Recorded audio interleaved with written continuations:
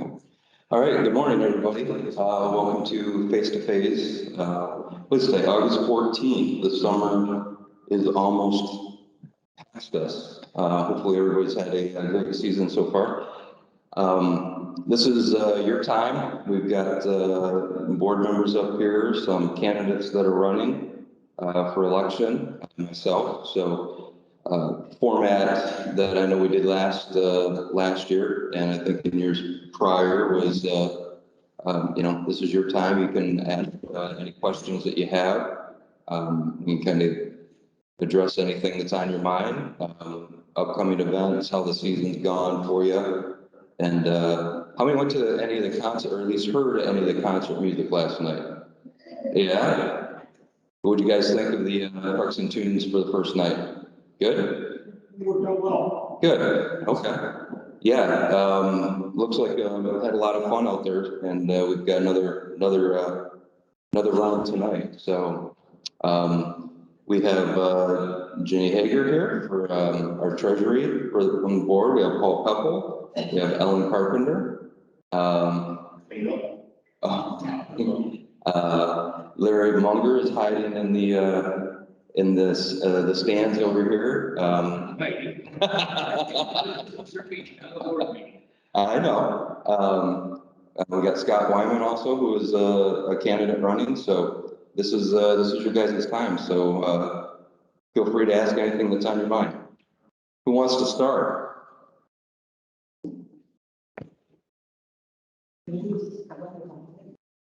Jenny was going to start. Yeah, I thought Jenny was going to start. Jumping right up there. Nobody? I just have a comment. Sure, go ahead. I was in the building about a month ago, and the doors were unlocked at that time. My sister has a place here, and we came to tour the building. Yeah. Came up here, there were like 18 to 20-year-olds sitting on tables down in the middle with their feet in the chairs, and most of the TVs going, and they had, I don't know, Lord knows what on there. And somebody said, well, we have to keep it open for the library. Well, since this is such a secluded area, I make a recommendation, we move the library back over where the store and the office and the buildings are, and keep the building locked. Okay. So thank you. Yeah, we've had some comments on that. What we have done is there is a time frame now. Even actually this morning, some of the members that still have their MAG cards, they don't have their Prox Chips card. We've locked the building because we've seen public safety has written up reports where we've had kids running around here.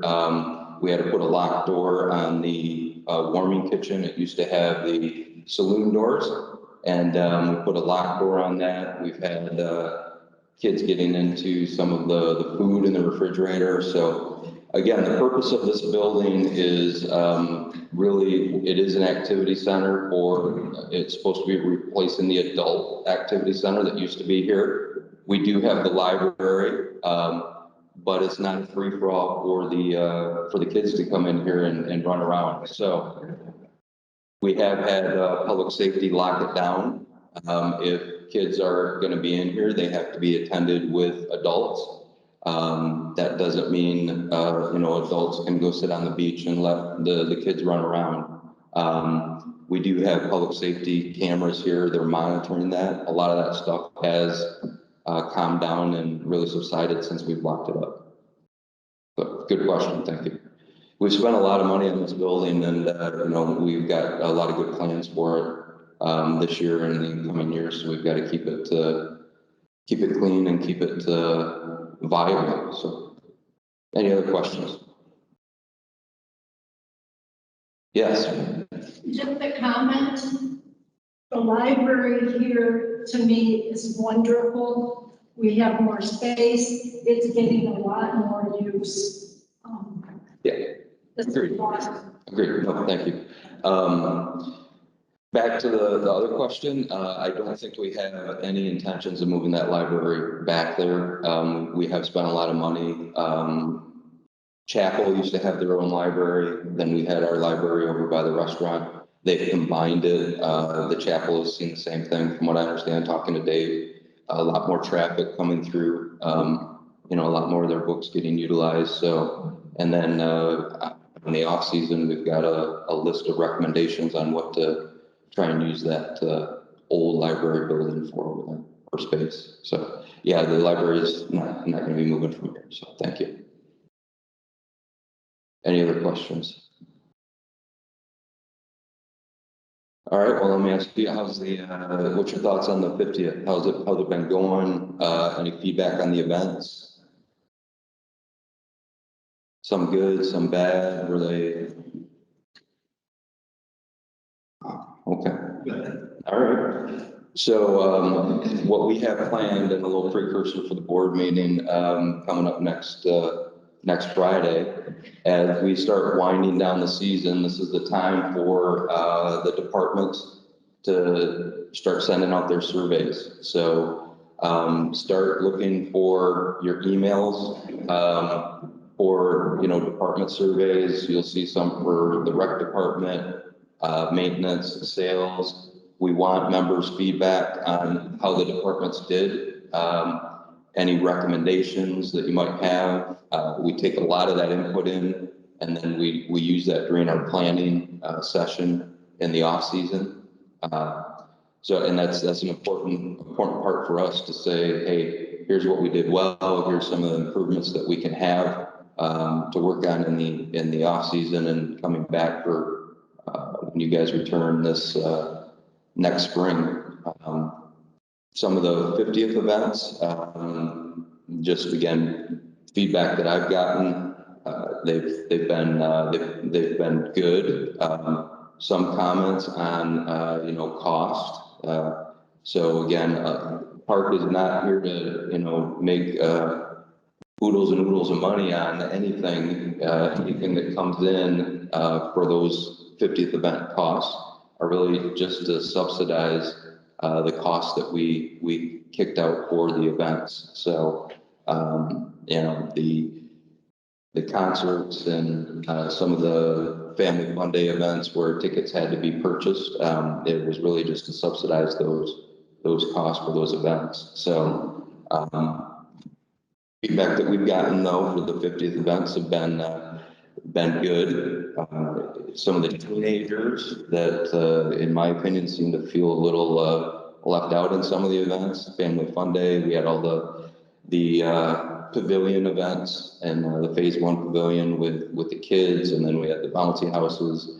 Well, we added the GR battle for video games, and there was laser tag, and we had a bunch of the teenagers go up to the 50th committee and say thank you. So we're trying to pull some of the teenagers into some of our events. We've gotten feedback on that. Hey, let's bring it back next year.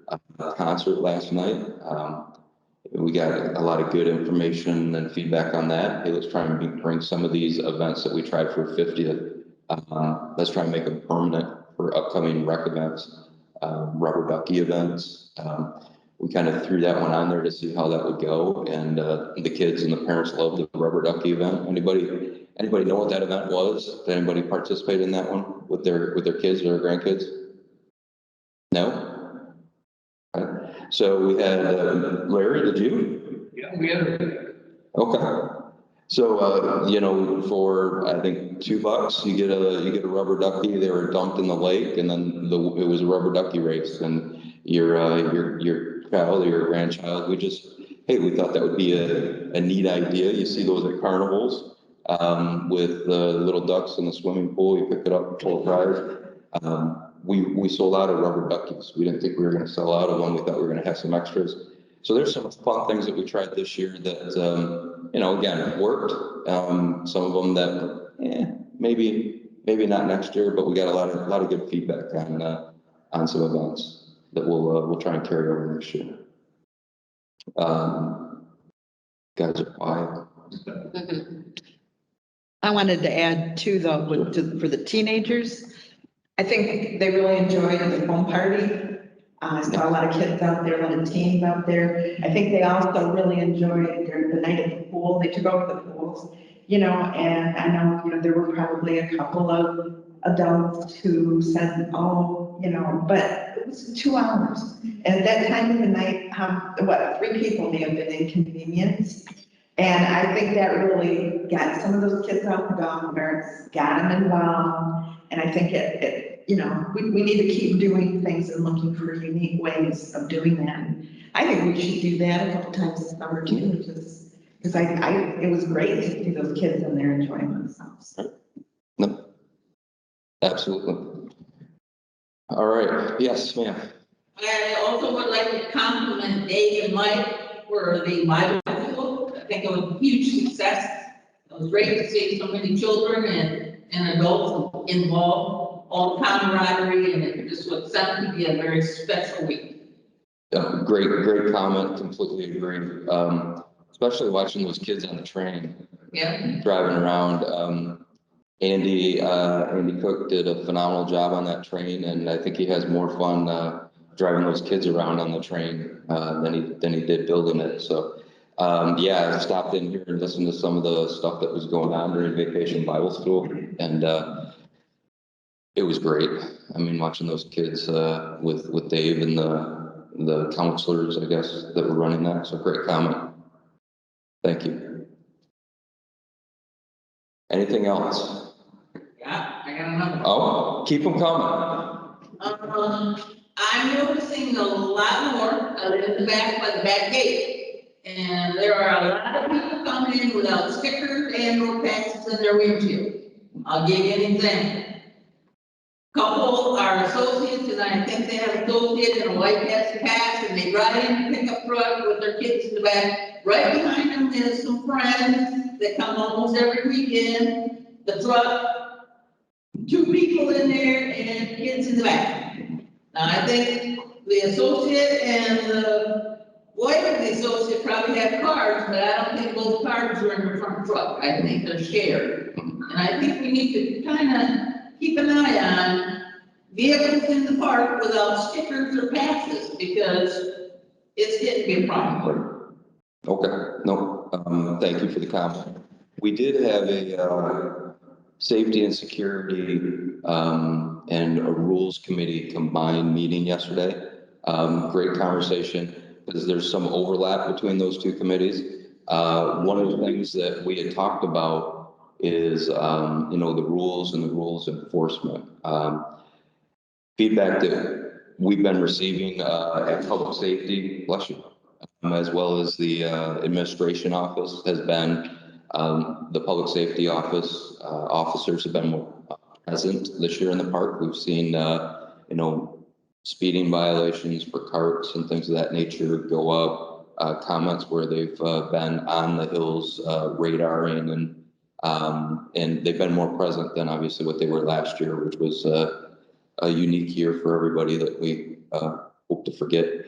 And, but as Keith and I sit down and we take a look at, you know, hey, how do we have a bunch of rules in our rule book, right? We always get the comment, hey, are we enforcing all the rules? We're trying.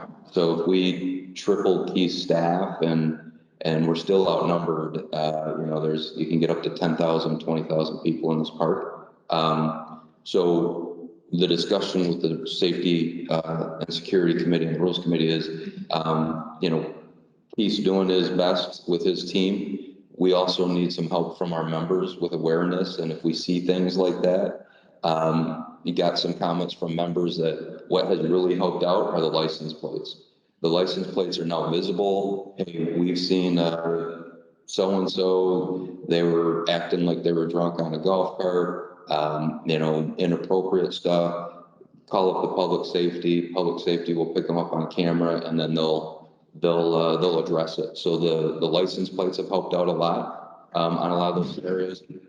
Stuff at the gate, yep, those are a little more challenging. We do have cameras there, but, my comment is thank you for, bringing those to our attention, and we do need some help from, the members when they spot those. Yeah. So. I think, because it's a private park, it came up in a meeting yesterday that if you see something, say something. Yes. And, that's what we all wanted to say, but through Torres, got that phrased out before. Who just sat behind you? I saw them, yeah. Anyway, I think it's imperative that we keep an eye on that. And just, we are all responsible for the whole park. And, it's not a bad idea to just say something when something seems amiss. And just have it checked out. If nothing else, just have it checked out. Right. Yeah, absolutely great comment. Thank you. This is we talked about, this is our park, right? And the more we can help make our park better and put our foot forward and help out and help public safety, the better our park will be. So, yeah, sure.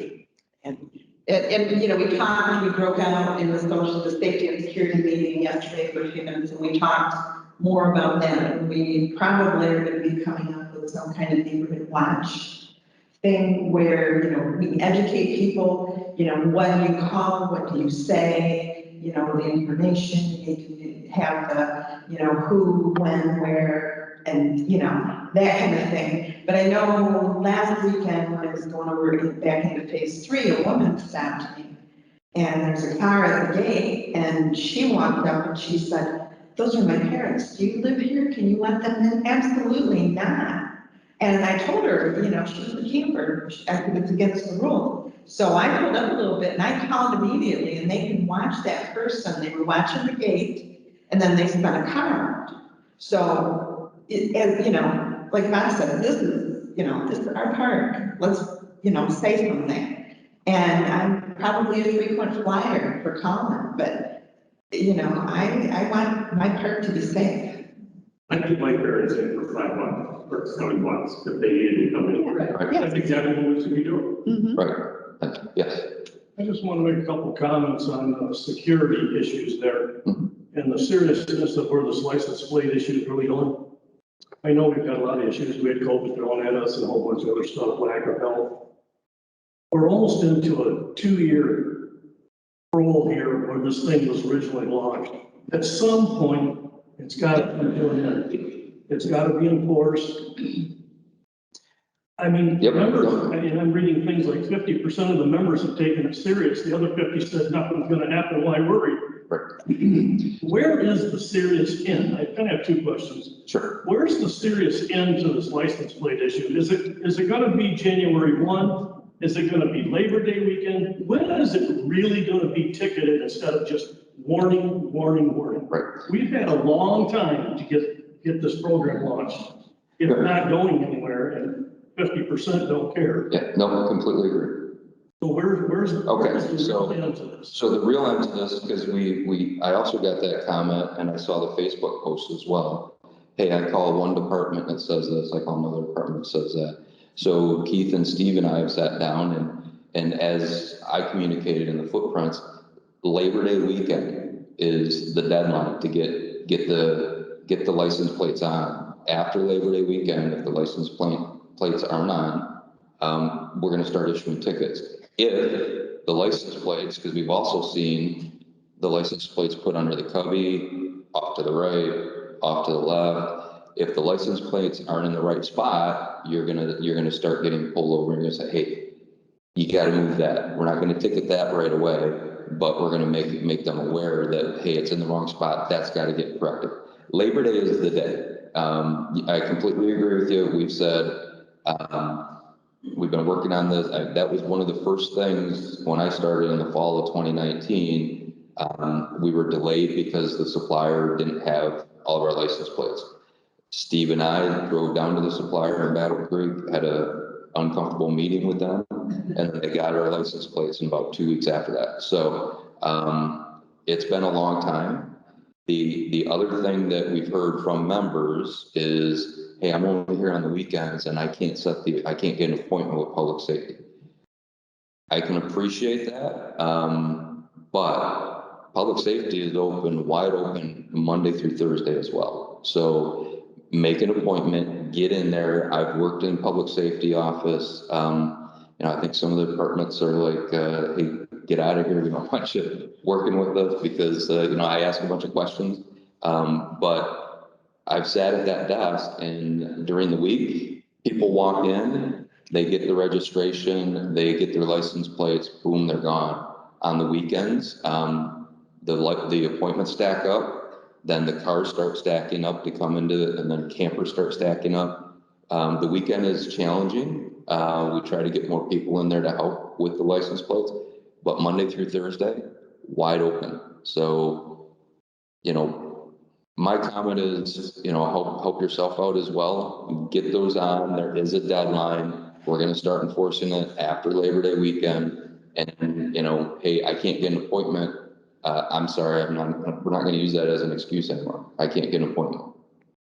I actually stopped at the PSO office before I came here to get some information on the actual appointments today. Mhm. And I was told that today is the least amount they've ever seen on a Saturday.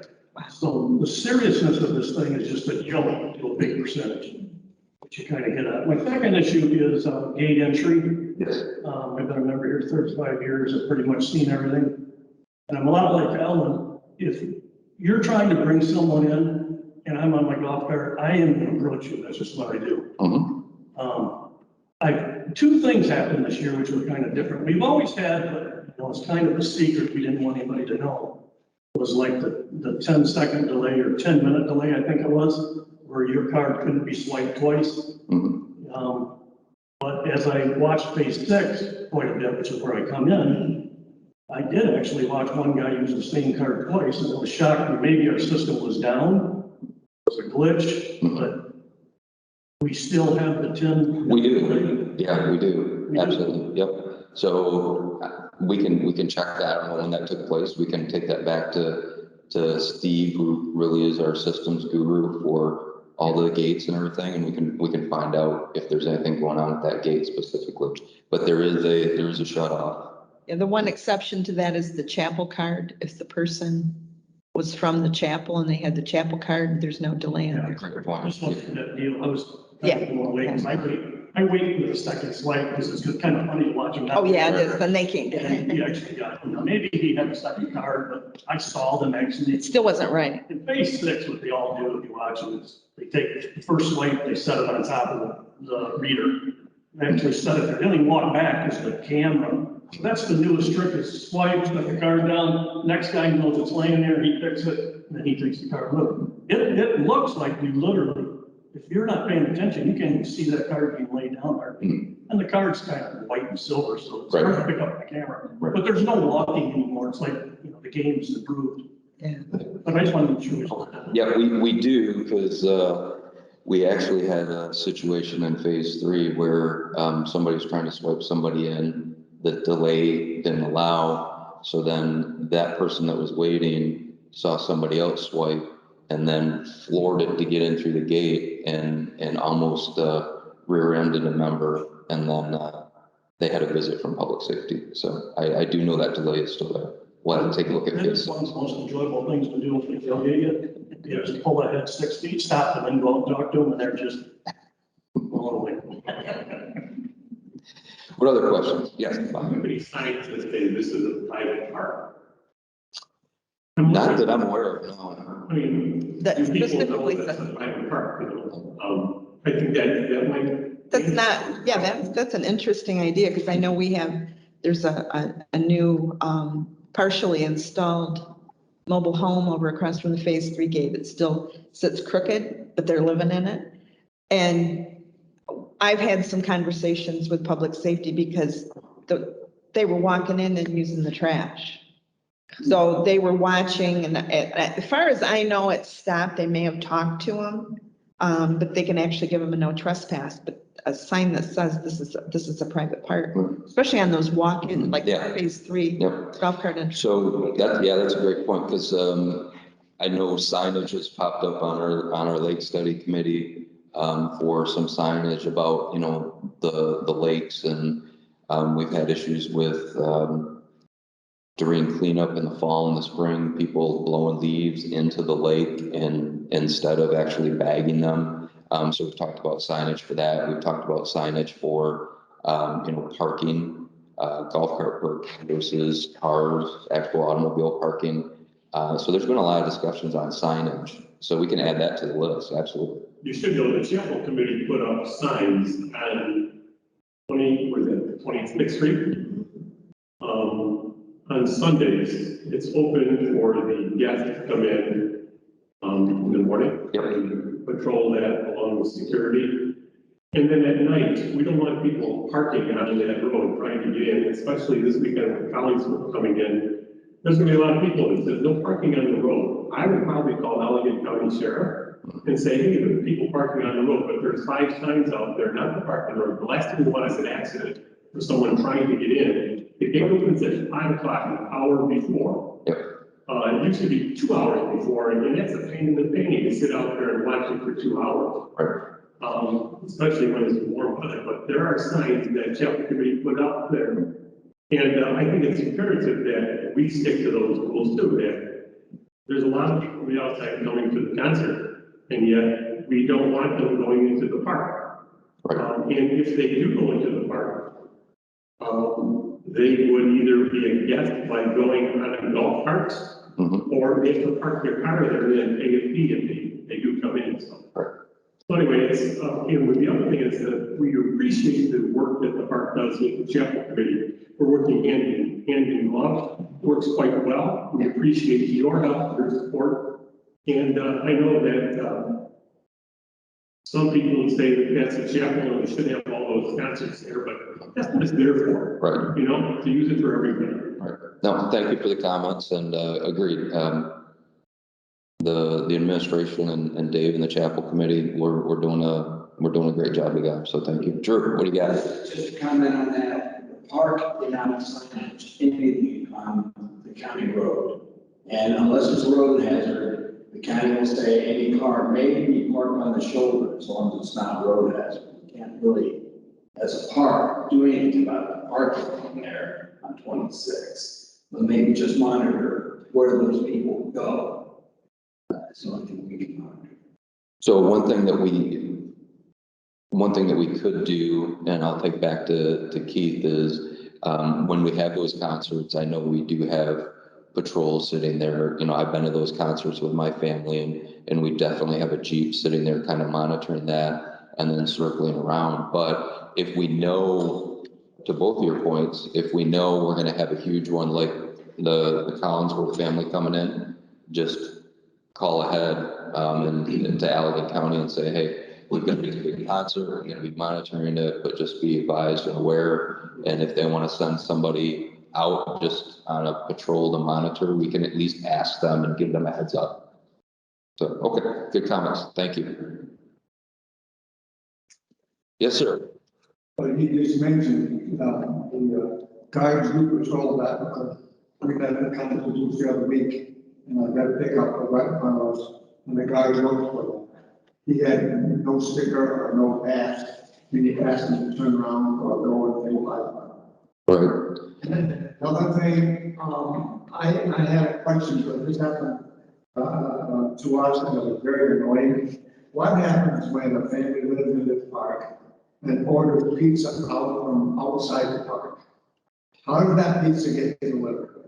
So 2 comments on that. One, they're supposed to be either going to the main gate and checking in and then having that pulled up. Yeah. And they can come and pick it up at the main gate. Because I've seen that happen while I've been working at that desk as well. BC or somebody will come in, the member comes and gets it, and then they circle out and then they go out. I've also seen them where I live in phase 12, which I tell everybody. I've seen them pull over by the admin gate over there, and then they meet them at administration, or they meet them over by the maintenance area on the outside, and then they pick it up, pay, and then they go. So the deliveries are not supposed to be in here unless, I have seen this as well, unless somebody signed in and paid $5 for a guest I pass. figured that's what you would say. Maybe that'd be a good reminder to put in the footnotes now then. Okay. If you order food from the outside, it has to be delivered to the main gate. For the room to come in and turn around or this place to meet them, right? Because we went to what page is that called? By the, where you come in, Facebook? Facebook. There's a pizza delivery guy. Of course, he drives in, everybody drives in. Mhm. And he sits there. And all of a sudden, a lady shows up with a bunch of kids in the golf cart, and all the pizza's here, so then we have to wait for the pizza driver to hand her the pizza, and then she has to pay for the pizza. In the meantime, there's 3, 4 cars for them. Right, So that might be a friendly reminder. okay. Yep, we can do that. Thank you. And the other thing is, where I noticed it the most, I say when we come out of church on Sunday morning, and we're coming down where the maintenance, buildings and facilities are, there's a gate right there. Quite often, a person will pull in like a camper, he does not know where to go. And he pulls in and sits there, and of course, he can't get in. He has to go at the main gate. Right. I wonder if there's red signage there for a new camper, let's say, he knows not where to go unless he's told ahead of time. But apparently that happens quite often. If there's good signage there that, for example, when he pulls up there right away, he says, oh, I'm not supposed to be there because I'm supposed to be at the main gate. And I'm sure it's obvious that that particular gate is not a main gate. I haven't looked at the signage there, but now that you bring it up, my process is I go see things, so I can go take a look at that and see if there's the proper signage there. If not, again, during that meeting yesterday, we talked a lot about, we do get a lot of campers through here, right? And, just talking about golf carts, we had a camper, 20 something, they had 7 people on a 6-seater and they rolled it. Now, our rental agreement says you have to be 18 years or older to rent or drive that golf cart. But looking at that rental agreement, we don't do a very good job of explaining our park rules. So that's something that we need to make certain that we get a bunch of campers in here. They don't understand, they're not members. Now, we do get a lot of them that, hey, love the place. We know the rules. This is our 10th year camping here. We do get a lot of those, but we get a ton of new campers. So we got to educate them, and then signage. So if you're a camper, go to the main gate, and here's the main gate. You can't check in here. Great point. I'll take a look at those signs, and then if they're not there, we'll talk about signage. Is a big thing for me because, again, 2 years ago when I was new here, bringing my family in here, I was really upset because I was late for my first tee time, and I couldn't find my way from where my trailer was on the golf cart through the park to get to the golf course.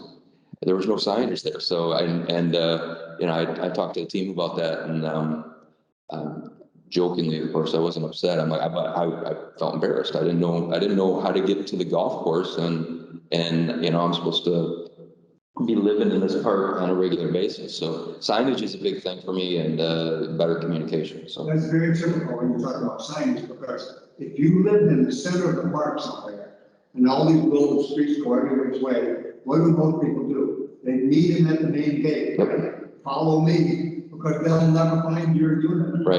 right, and I'm a little embarrassed to say this, but second season, and I still haven't found CC12 yet. So if anybody can direct me to CC12, I'd be greatly appreciated. What other comments you have? Yes, sir. Just clarify on the pizza delivery thing. We actually have businesses that have paid the fee to deliver to your site. Is that correct?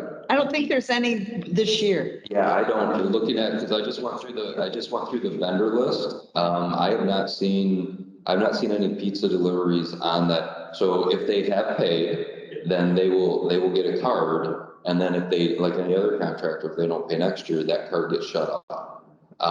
This year, and I can go double check, but I just went through that list of contractors with Jeff Hopkins like last week. I don't remember seeing any pizza delivery people on there. Yeah, I don't think there are. The one that was in the park frequently. John, I can order pizza. No, they don't. They don't deliver in the park anymore. Yeah, they don't deliver in the park anymore. I see them. There was one yesterday, last year though, Yeah, Jamestown. yeah, Okay. yeah. Palermo's? Palermo. Yeah. Yeah, that changed. Yeah. They changed the name, so I think they changed the owner. They closed. Did they? I had that. Okay. And they had a great little app. One of their high school drivers developed an app but they would plug in the phase number and the lot number, and it gave them specific directions. They were the best, because they came right, I mean, they were right to your lot. Yeah. They did a great job, but So, yeah, we'll take that up and find out, how they're getting in here. If we're seeing pizza delivery people or Uber Eats or anybody like that, how they getting in the park. It should be at the main gate unless they're getting a $5 pass. So they're not gonna be allowed entry. In other words, if they go, well, the only way they can get in is the main gate. But as far as we stand here today, PSO says, no, you're not coming in. That's the direction that they're supposed to be giving, yes, absolutely. Okay. Yeah. Okay. Yes, ma'am. Maybe it's only me, but in phase 2, to that gate there, if you pull in, and I still have the old manual swipe card, you pull forward and you get the weekend flyer, and the gate's already that closed. Larry said, can we move that flyer one direction or the other so that you get the flyer then swipe, or go through the gate and get the flyer? Okay. Yeah, we can take a look at that. yeah, I would think you'd want it inside. Inside, we don't want it outside. But I've done that twice this year. Now I pull in, get the flyer, put it in reverse just enough, swipe my card and keep going, but Yeah. nobody wants a gate where something's gotta come in reverse. Right, No, right. good point. Yep, no, good point. We can take a look at that. All right, any other questions? Thanks for the good work you're doing. Thank you, appreciate that. It's the staff, right? We got a great staff. Ben, Keith, Kimberly, our rec team, Jack in Park and Garden. Jack's been having a great year this year. I know Ian in communications, I know he's new, but one of the things that he has been pulling his hair out is our website. Our website is, challenging at best, I would say. So, he's gonna be working on that. But member service, sales, they all do a great job. So thank you for the comment. Appreciate it. How about yes, I have a quick question, sure. and this has to do with the recent power thing. Mhm. What is the plan for tornadoes with CCTV closed? So this is a huge concern of mine. The reason is there used to be like some CC marshals or people in the past, I don't know if they volunteer what they were, but they would help organize like campers and stuff getting into shelter. And with all the CCs closed, you're basically telling people to drive clear across the park to here or to the other side. And that's a huge safety concern. Campers don't know where to go. Right. So with CCs being locked, I think that we should reevaluate that and have some sort of convenience center, severe weather marshals or something, or somebody that can open those up so people can shelter Okay. more swiftly. Okay. So good comment. Thank you. What I'll do on that one is I'll take that back to Steve DeRaymond. He is our safety and security director, and he puts all of our emergency action plans together. We sat down hand in hand with him for all the COVID action plans and emergencies throughout the park. So I'll take that back to Steve. I personally don't know the answer to that question. I know we have action plans in place, but I'll take that back to Steve and find out. I think that's the gravity of that point is nobody knows what to do. Fair point. Listen, Yeah. CCTVs were open when you had a tornado, but then you had power and you had water. This was very unique because you had no power. We have no power man. You would be in a black room. The only alternative would be a battery backup lights in those bathrooms. Right. Diesel generator, backup battery generator, and that again. That's really not cost effective. It's not used enough. Right. To really make it that amount. Right. You think about it. Yes, you're right. And, that's, again, one of the beauties of this building, right? So this was one of two, because we had phase 1 pavilion that we opened up, turned the air conditioning on, allowed people to get in there, but all that stuff blew through here. This is FEMA certified, it's got a backup generator, lights are on, air conditioning was on. You know, back to Bob's point, it doesn't happen a lot, but when it does, it's a huge inconvenience, and then you're kind of scratching your head, what do we do if it happens again? So we're gonna take that away and we're gonna figure out what a plan is if it happens again, so. Thank you. We have a couple of candidates that are running. You guys have any questions for any of the candidates?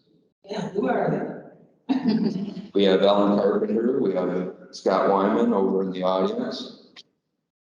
There's also Kelly Johnson is running again and Stephanie Stepania. She's filling in a spot she filled in part of Chad's spot, and then the last year of his term will go up for election. So there's three-year terms and one 1-year term. And we have 4 candidates, but you know, obviously we still want you to vote.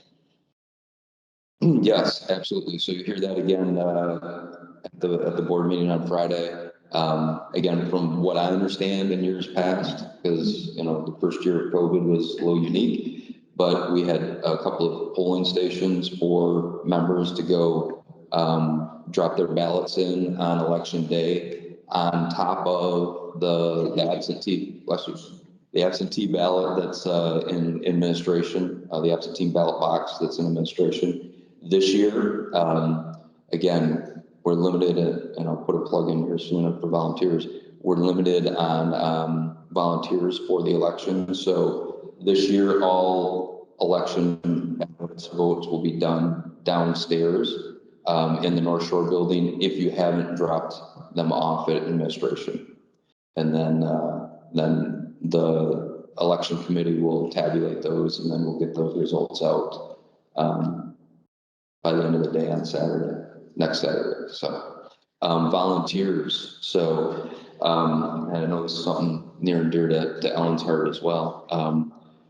You know, we've seen some committees, it's a lot of committees have a lot of volunteers, and then we're struggling to get some volunteers on other committees. So, you know, back to Bob's comment earlier, this is our park, right?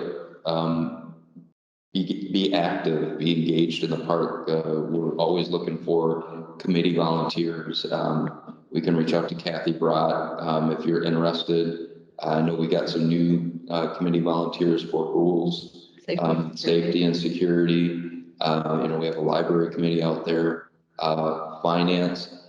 I actually had a conversation with a new finance committee member last night at one of the concerts that this is her first year, and some of the communication that we see like on Facebook and things like that, she was enlightened when she actually joined the committee that hey, some of the stuff that has been communicated inside the park is not really accurate once she got involved in the finance committee. You know, some of the projects that we are listing that we want to get done, we're trying to get done as fast as possible. And, you know, the state of the park is good from a financial standpoint. But, you know, some of those projects that might have started in 2017 and haven't been, when the capital assessment was first done, haven't been completed yet, there's been some reasons for those. So you get on a committee, you get more engaged in the park, you get a better understanding of, you know, what the board's trying to do, what administration is trying to, you know, deliver on. And then, you know, you can communicate that out to your neighborhoods and the rest of the members. So we need volunteers for committees, and it's always an education, and it's always fun. And, you know, we appreciate a ton of input from new members as well. So get involved. You know, put any other plug in on that? Oh, you pretty much covered that. Yeah. Unless you want to volunteer to help with the tunes and trucks and tunes tonight. Right. We do need some people, you know, to help sign people in, and they're selling tickets at the door, you know, so just come on down there or get a hold of Kendall or get a hold of me. There's a sign up Genius you can sign up on, but I know they really need people at 7 to 9. You can go to the show, right? Yeah, Tonight? yeah, and it's, you know, you sit at a table and you can listen to music and see everybody, so.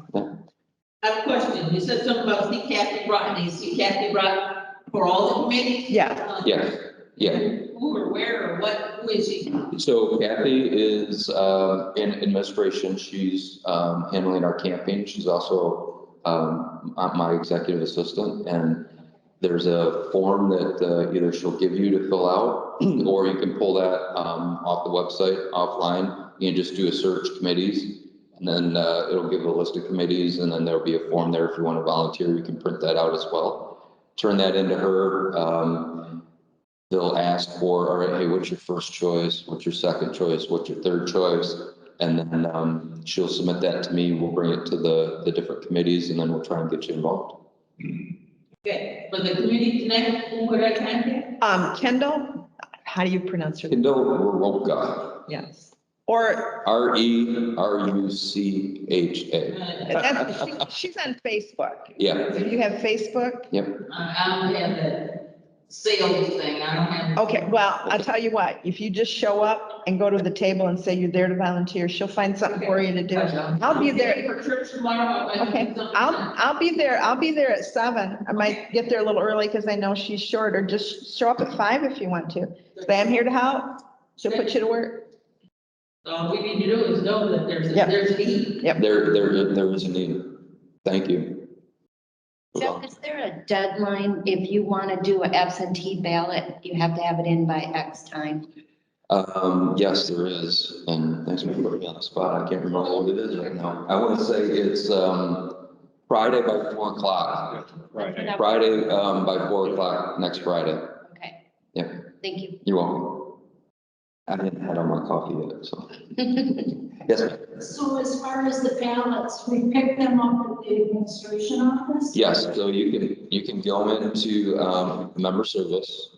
They'll ask you for your name, site number, and you know, your member card or some form of ID to confirm you are who you say you are. And then they have a list there. And again, you know, one site gets one vote. So if husband or wife has already come in and voted, then they won't issue you a ballot. They'll have a list there that says a ballot's already been issued for this site, or nope, this is open, here you go, and they'll cross you off your list. And if you don't do that, you can get a ballot, same process downstairs here next Saturday. That's it. Yeah. But yeah, we saw that last year with voting. You know, we had enough candidates to fill the spots, and then COVID was around. So low voter turnout last year. You know, let's not have that this year. Let's have some good voter turnout, because everybody's vote counts. So. Yes, sir. One question kind of in the license plates and then the MAC cards too. What plan do you have to have in place when that cutoff date hits? Because everybody here knows, and pardon my French, it's gonna be a shit show when you start handing out tickets. People can't get in the gates. You know, utilizing this building right now is there are probably 75% of the members that don't have the MAC card still. So there's going to be a cutoff date. You guys all know that. So is your question specific on the license plates again, or the MAG cards?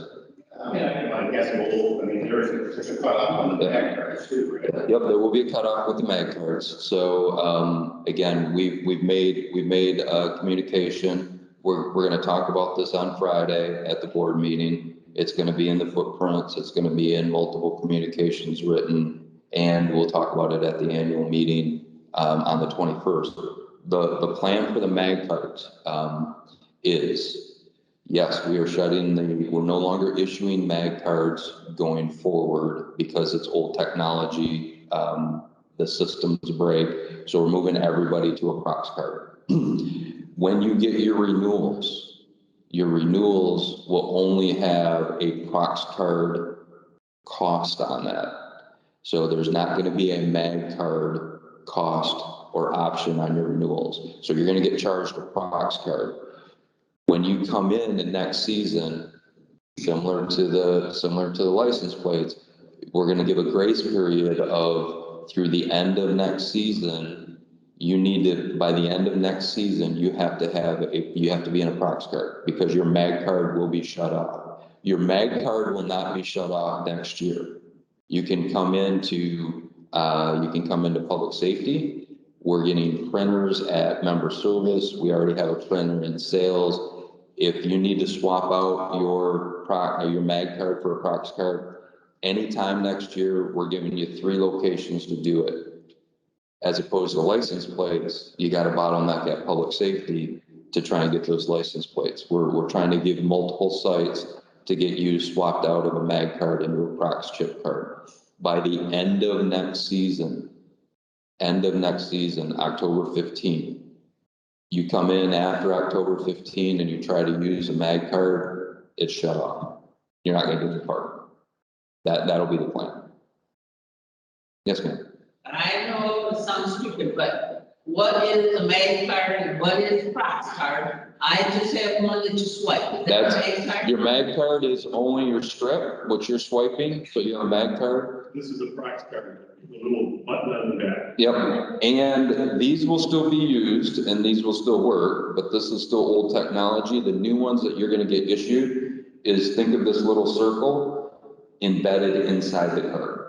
And then all you gotta do is hold it up, so like out here, you see a little keypad, if it's orange. Paul has one, yeah. You hold it up and it'll turn green and it'll let you in. So by the end of next season, we all have to have one of the updated. Correct, October That's 15th, gonna take $1 more. yes. Word of warning though, don't punch a hole in it, the new one, because the chip is embedded and it can mess it up. I don't know.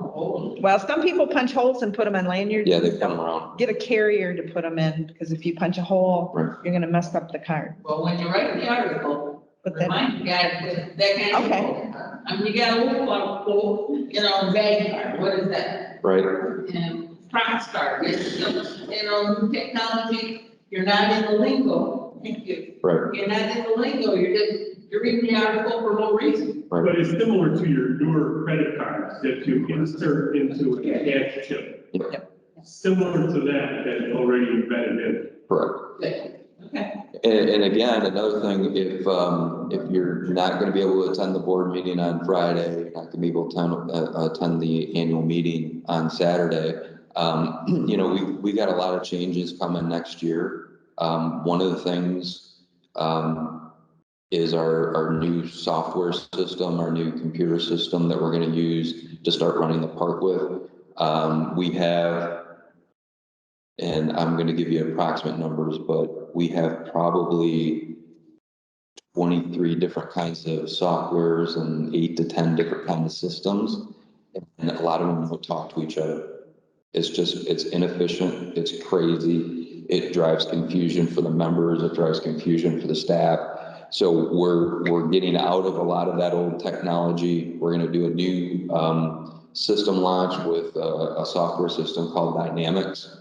And then we're gonna keep some of the stuff that's good, like Checkfront that we use for our camping reservations that can plug into the new system and it works well with it. But a lot of the systems are gonna go away.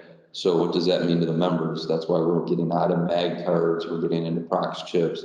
But a lot of the information that we have in our system today is old, missing. So as we start going through this, we're gonna start asking members with a link, and we haven't determined yet, is it gonna be this fall or is it gonna be after the first of the year when we start getting your renewals? But you're gonna get a link to confirm all of this information is accurate. Name, address, winter address. Winter address cannot be Sandy Pines.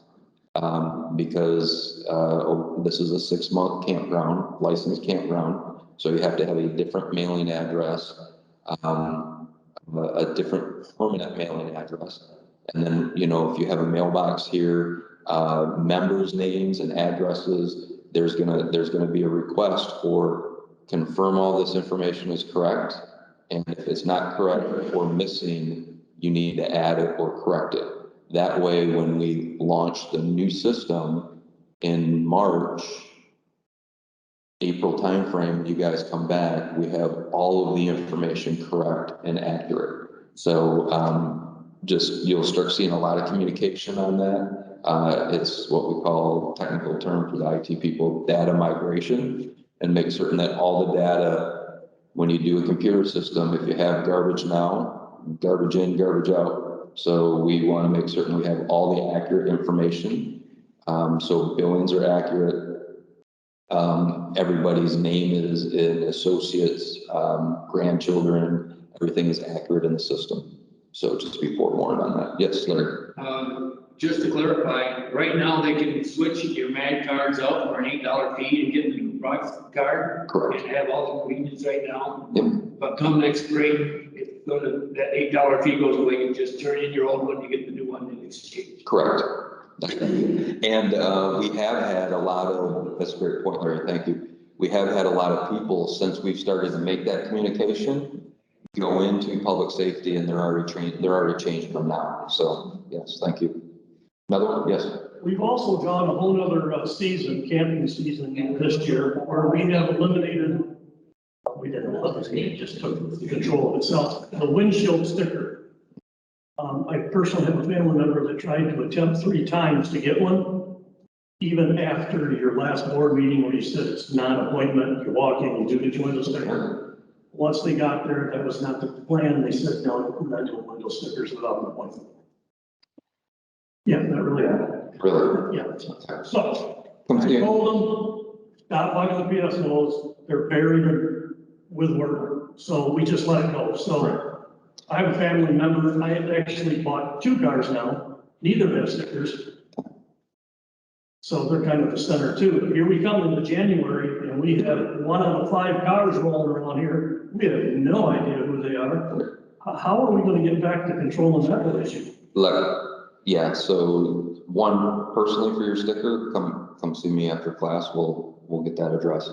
To answer your question, again, as we're going through this new system and computer launch, and taking member feedback about PSO being more present in the park and patrolling, they've done a better job this year, but they keep getting pulled back for all that administrative stuff at the administration or at the public safety office, handing out stickers, handing out camping guest passes, things of that nature. So we're trying to, during the off season, what we're going to be doing is sitting down with all the departments like we do every year and try and move some of that administration stuff out of public safety. So if it's a very simple, I need a car sticker, why can't member service do that?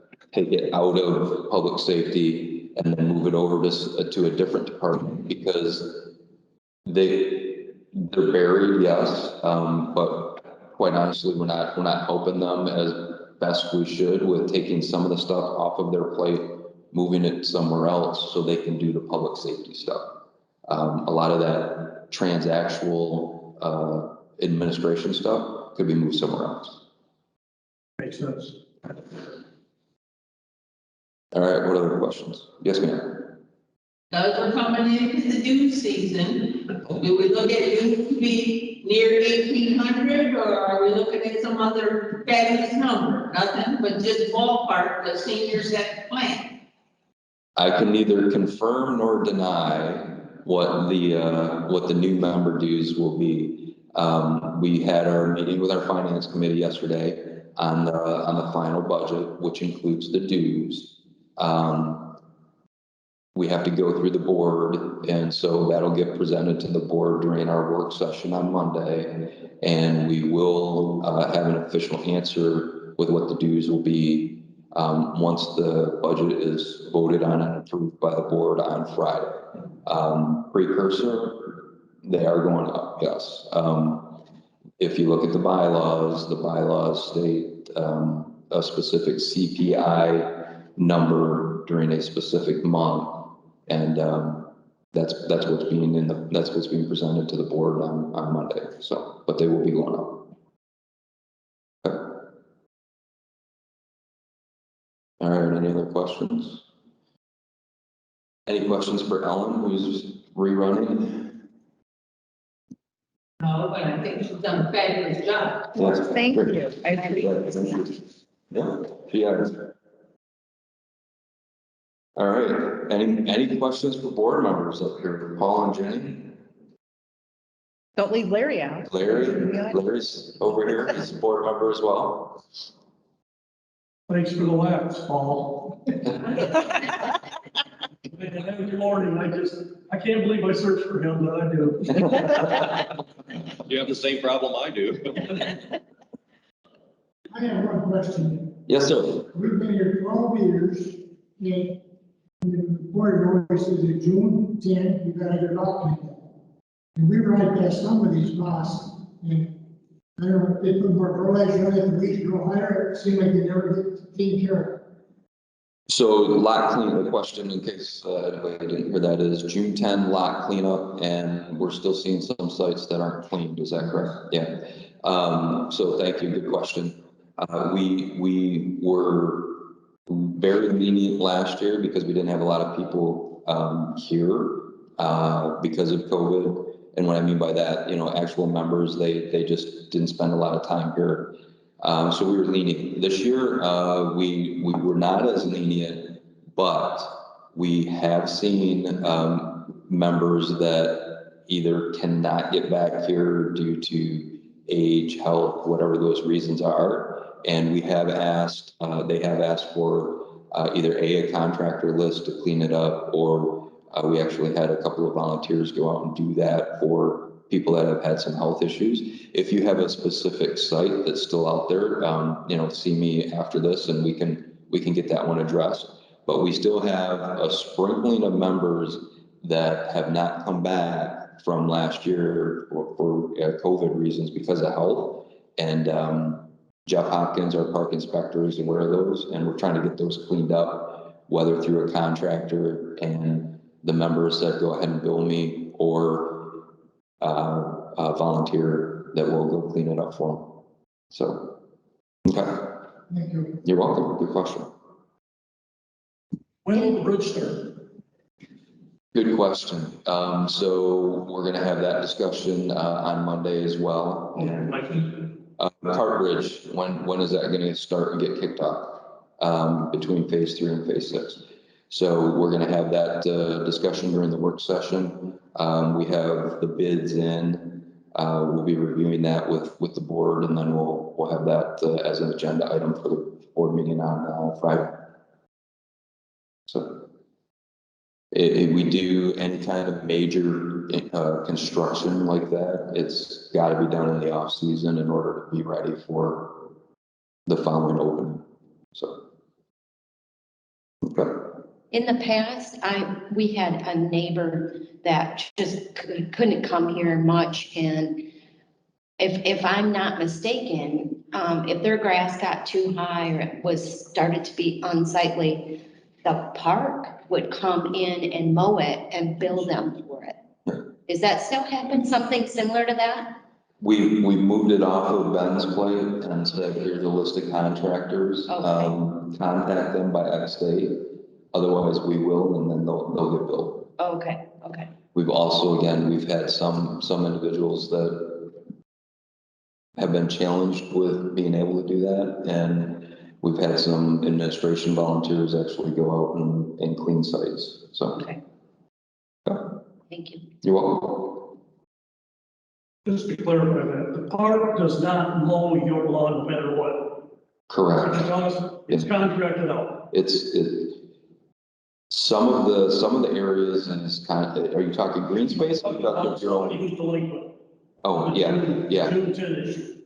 They are, the park should not be doing that. We moved that to contractors to do that. So, yep. Like Jenny said, I remember we used to bill you. Yeah. We'd call you, give you so many days, and we just billed you, but the park was doing the mowing. Now the liability is on the contractor. Yep. Does the park contract the contractor if people are negligent in response? The park has their, we can do that, we can do that a couple of different ways. So this is really a Ben question on how he would do that. But we have a list of approved contractors that, you know, pay their $200 fee, and they'll go do landscaping and mowing and stuff like that for members. And then we have specific contracts that Ben has signed for our third-party mowers to go around and do some of the green space that we can't get to. Who he would farm that out to if we had that issue, it would be up to Ben, whether it's a park contracted vendor or whether it's somebody on our contractor list. If that makes sense. Cause I know we're in your phase 12, we've got some things. Yes. One thing you should know, though, when you see those lots, you know, you can always, you know, see something, say something, but sometimes those lots, there has been contact and there has been action taken and you just don't see it. But it doesn't hurt to bring them to the attention, you know, of the inspector. Yep. Jeff Hopkins, park inspector, he would be the first one you get a hold of, just to give him a heads up. So, yes, sir. We as members, are we entitled to the information on foreclosures? Park foreclosures, where you've taken the actual unit back, the membership back. Right. How we go about finding out that info, or is it not public? That's a great question. I've not seen that as public information, and I'll be honest with you, I don't know if we have I know we have a process for the repossession of those, but communication out. I don't know if we've ever communicated that out. No, I've never seen it, and part of it is because it's confidential in nature, because it would have to do with member discipline and moving it back, you know, and taking it. You're talking as. Disciplinary action. Right, well, I'm and talking about financial situation. but that is still a disciplinary action against, you know, if they're not paying their bill, it's financial, but we're taking action against a membership and we're ending the membership. So that's kind of sensitive information. Are you talking about as far as like a financial opportunity to? Doesn't actually happen. Oh, it does happen, yeah. Yes, it does. Annually? So far, nothing this year. This year. But It does happen. It does, Yeah, oh, it does happen. It does happen. But it's kind of a sensitive thing, you know? And I know a couple years ago, in the last few years, they've put them up for sale. You know, and some of them have been upgraded and used as rentals or camping lots or something like that. But that's kind of, it's a sensitive thing. So I That money don't, ends up where? huh? The sale of that membership ends up where? In the operational budget. Operations? Yeah. Yep. Yeah, it would go through the normal sale process. I have also seen, prior to my time, some of the repossessions, if they're not sold, you know, we've used them for, seasonal rentals as well. So, which then again, the sales would go through the operational budget. Thank you. You're welcome. Thank you. All right. Any other questions? Last call, about 10 minutes over. All right. Well, appreciate everybody coming out and good questions. You guys have a great Saturday. Thank you.